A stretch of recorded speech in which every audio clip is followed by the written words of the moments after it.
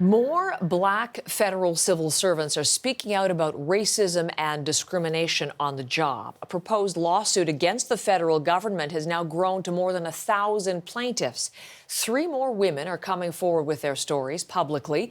Farah Morali spoke with them and tells us this morning how this group is pushing to make racism in the federal workplace an election issue. This is a lawsuit that alleges decades of racism and discrimination on the job in the federal public service.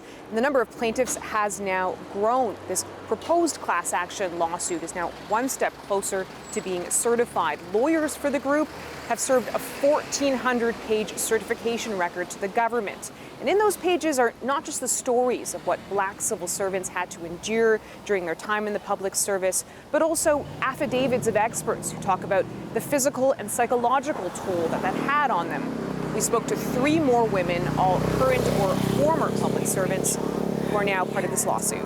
If you're Black, you're not seen. They pass right by you, they pass over you when it comes to promotions. You're overlooked all the time.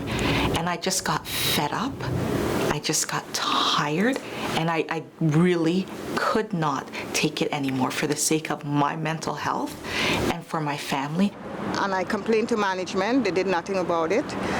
I went to the EAP officer for advice. I wrote to my member of parliament.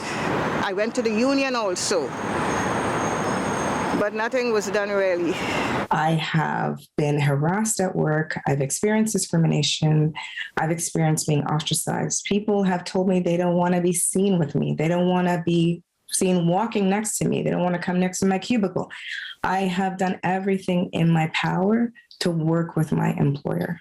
And now, unfortunately, it's come to a lawsuit.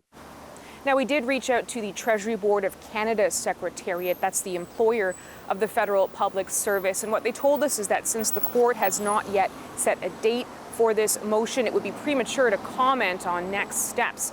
But what we do know is that this group is now pushing for racism within the federal public service to be a campaign issue. They want commitments from the party leaders to address the roots of racism in the federal public service, and for whichever party forms government to work with them. Farah Morali, CBC News, Toronto.